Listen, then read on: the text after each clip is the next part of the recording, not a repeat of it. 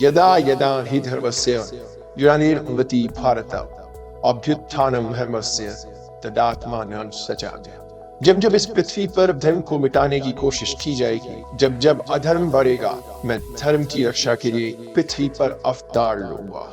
महाविष्णु के 8वें अवतार और जग के पालनहार भगवान श्री कृष्ण, जिन्होंने सारथी बनकर महाभारत में अर्जुन को उनका धर्म याद दिलाया और पांडवों का साथ देकर अधर्मी कौरवों का अंत किया था। लेकिन क्या आप जानते हैं कि कौरवों को हराने और धर्म की रक्षा करने के लिए श्री कृष्ण ने कई बार झूठ और छल का उपयोग किया था, और एक बार तो उन्होंने धर्मराज युधिष्ठिर को भी झूठ बोलने की सलाह दी थी। गरुड़ पुराण जैसे ग्रंथ द्वारा भगवान विष्णु हमें सिखाते हैं कि झूठ और छल का इस्तेमाल करना पाप है, और कई बार ऐसे भी अवसर आए जब पापियों का संहार करने के लिए स्वयं भगवान ने ही अपने बनाए नियमों का उल्लंघन कर दिया।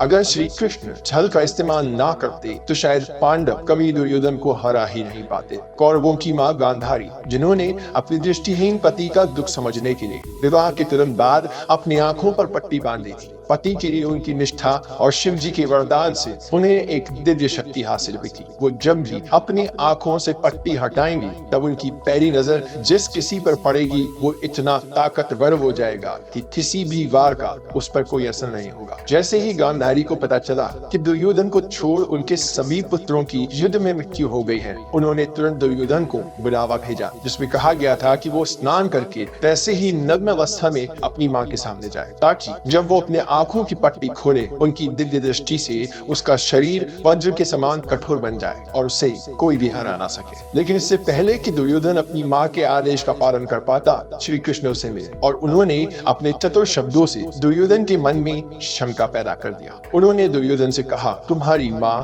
तुम्हें जीवन में पहली बार देखने वाली है और तुम इतने बड़े होकर ऐसी अवस्था में उनके सामने जाओगे, कम से कम अपने निचले शरीर को तो ढक दो। दुर्योधन ने कृष्ण की बात मान और एक वस्त्र को कमर पर बांधकर वो गांधारी से मिलने चले गए। लेकिन जैसे ही गांधारी ने उसे देखा, वो क्रोधित हो गई। दुर्योधन समझ गया कि श्री कृष्ण ने उसके साथ छल किया था, लेकिन तब तक बहुत देर हो चुकी थी। महाभारत के शल्य पर्व के अनुसार इस घटना के बाद भीम और दुर्योधन के बीच गदा युद्ध प्रारंभ हुआ। दोनों ही गदा चलाने में माहिर थे, लेकिन भीम द्वारा बार बार वार करने पे भी दुर्योधन पर कोई असर नहीं हो रहा था। ये देख श्री कृष्ण ने अर्जुन से कहा, दुर्योधन तो गदा युद्ध में अधिक कुशल है। ऐसे ही चलता रहा तो भीम अपनी प्रतिज्ञा कभी पूरी नहीं कर पाएगा। ये सुनकर अर्जुन को याद आया कि भीम ने प्रतिज्ञा ली थी कि वो दुर्योधन की जांघ को चीरकर उसका वध करेंगे।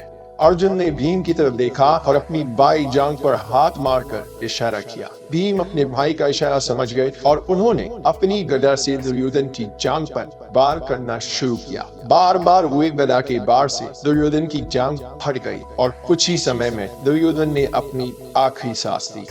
महाभारत के युद्ध का 17वां दिन पांडव राजकुमार अर्जुन और सूर्यपुत्र कर्ण का सामना हुआ और फिर अर्जुन ने कुरुक्षेत्र के एक अहम नियम का उल्लंघन कर दिया। लेकिन क्या आप जानते हैं कि इस घटना के पीछे भी श्री कृष्ण की ही लीला थी। माना जाता था कि कर्ण ही एक ऐसा योद्धा था जो अर्जुन का सामना कर सकता था, इसलिए सभी की नजरें अर्जुन और कर्ण के युद्ध पर थी। कर्ण और उनका बेटा वृषसेन एक एक कर पांडवों की सेना का संहार कर रहे थे, और जैसे ही वो अर्जुन के सामने आए, वृषसेन ने अर्जुन पर हमला कर दिया। इस लड़ाई में अर्जुन ने बाण चलाकर वृषसेन के दोनों हाथ और सर को उसके धड़ से अलग कर दिया। अपने पुत्र की अवस्था देख कर्ण अत्यंत क्रोधित हो गया। गुस्से से उसकी आंखें लाल हो गईं। ऊंचे स्वर में युद्ध के लिए ललकारते हुए वो अर्जुन की ओर बढ़ा और फिर एक घमासान युद्ध का आगमन हुआ। दोनों के वार एक दूसरे पर भारी पड़ रहे थे और ऐसा लग रहा था जैसे ये युद्ध कभी अपने अंजाम तक नहीं पहुंचेगा। लेकिन तभी कर्ण के रथ का पहिया मिट्टी में धंस गया और उसे रथ से नीचे उतरना पड़ा। कुरुक्षेत्र का एक अहम नियम था, हमला तभी करो जब सामने वाला योद्धा अपने रथ पर सवार हो और वो निहत्था ना हो। नियम का पालन करते हुए अर्जुन रुक गए, लेकिन तभी श्री कृष्ण ने उन्हें अभिमन्यु का वध याद दिलाया। चक्रव्यूह में फंसाकर पीछे से वार कर युद्ध के नियमों को तोड़कर अर्जुन के पुत्र अभिमन्यु की हत्या की गई थी, जिसमें कर्ण भी बराबर का हिस्सेदार था। श्री कृष्ण ने अर्जुन को समझाया कि नियमों का अनादर करना पहले कौरवों ने शुरू किया था, अब उन्हें नियमों की चिंता किए बिना अपने धर्म पर ध्यान देना चाहिए। श्री कृष्ण की बात मानकर अर्जुन ने बाण चलाया और युद्ध भूमि पर निहत्थे खड़े कर्ण पर वार कर दिया। ये रहा सूर्य और ये रहा जयद्रथ, आगे बढ़ो अर्जुन, अपनी प्रतिज्ञा पूरी करो। श्री कृष्ण के इस एक वाक्य ने लाखों की संख्या में मौजूद कौरव सेना की हंसी को पल में गायब कर दिया और उन्हें एहसास हुआ कि वो जिस बात की खुशी मना रहे थे वो तो बस एक छलावा था। जयद्रथ कौरवों की इकलौती बहन दुशाला का पति, जिसने एक कठिन तप कर भगवान शिव जी से एक वरदान हासिल किया था, जिसके चलते वो एक दिन के लिए पांडवों को युद्ध भूमि में रोक कर रख सकता था। और उसने इस वरदान का इस्तेमाल अर्जुन के पुत्र अभिमन्यु को फंसाने के लिए किया। युद्ध के 13वें दिन गुरु द्रोणाचार्य ने चक्रव्यूह का निर्माण किया, एक ऐसी रचना जिसे तोड़ना लगभग नामुमकिन था। कौरवों ने अभिमन्यु को चक्रव्यूह में फंसाकर छल से उसका वध कर दिया और जयद्रथ के वरदान के कारण पांडव सेना में से कोई भी अभिमन्यु की सहायता करने नहीं जा सका। पुत्र शोक में डूबे अर्जुन को जब पता चला कि जयद्रथ के कारण ही उनके पुत्र की मृत्यु हुई तो उन्होंने ये प्रतिज्ञा ली थी कि वो अगले ही दिन सूर्यास्त से पहले जयद्रथ का वध करेंगे और अगर वो ऐसा करने में नाकाम रहे तो खुद अपने प्राण त्याग देंगे। अर्जुन की इस प्रतिज्ञा को कौरव एक सुनहरे मौके की तरह देख रहे थे। वो चाहते थे कि अर्जुन की ये प्रतिज्ञा किसी भी हालत में पूरी ना हो, ताकि अर्जुन अपने आप रास्ते से हट जाए और कौरवों की जीत हो। इसलिए उन्होंने जयद्रथ को छिपा दिया और उसे सुरक्षित करने में पूरी की पूरी सेना लग गई। युद्ध के मैदान में कौरव सेना को नष्ट करते हुए अर्जुन आगे बढ़े, लेकिन सूर्यास्त में कुछ ही समय बचा था और अभी भी हजारों की संख्या में कौरव सेना जयद्रथ को बचाने के लिए तैनात थी। तब श्री कृष्ण ने अपने सुदर्शन चक्र को आसमान की ओर भेजा और उससे सूर्य को ढक दिया। अचानक सूर्य की रोशनी मध्यम हो गई और सूर्य आसमान से गायब हो गया। सबको लगने लगा कि सूर्यास्त हो गया है। कौरव सेना भी जश्न मनाने लगी और जयद्रथ अर्जुन के सामने आकर हंसने लगा। कौरव खुशी मना ही रहे थे कि अचानक सुदर्शन चक्र हट गया और सूरज की किरणें सभी दिशाओं में फैल गई। आसमान में चमकते सूर्य को देख अर्जुन ने पूरी कौरव सेना के सामने जयद्रथ का वध कर अपनी प्रतिज्ञा पूरी की।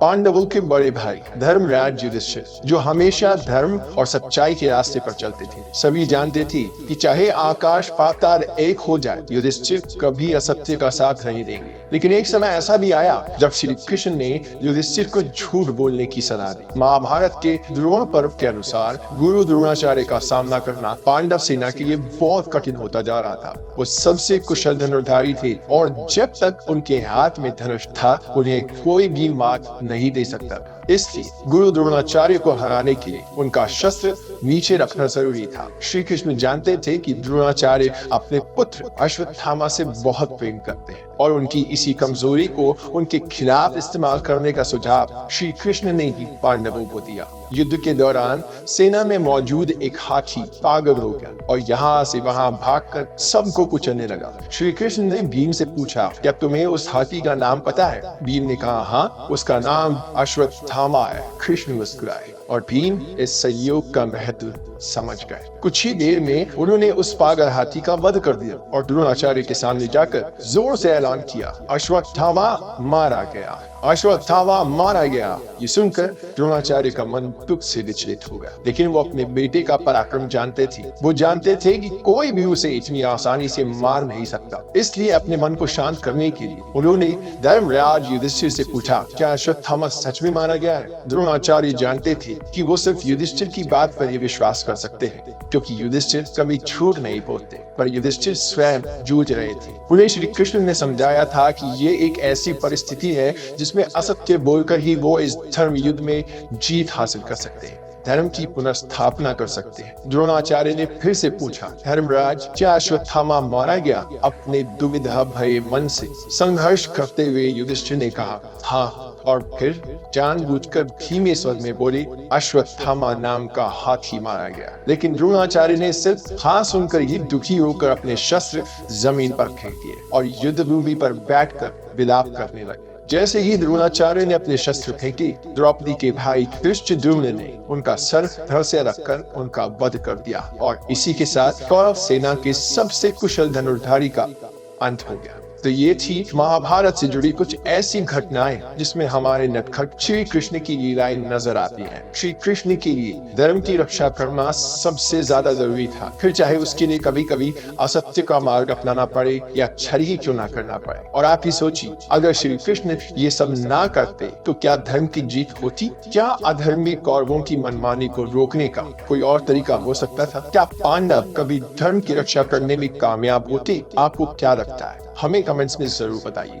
वीडियो पसंद आई हो तो लाइक और शेयर कीजिए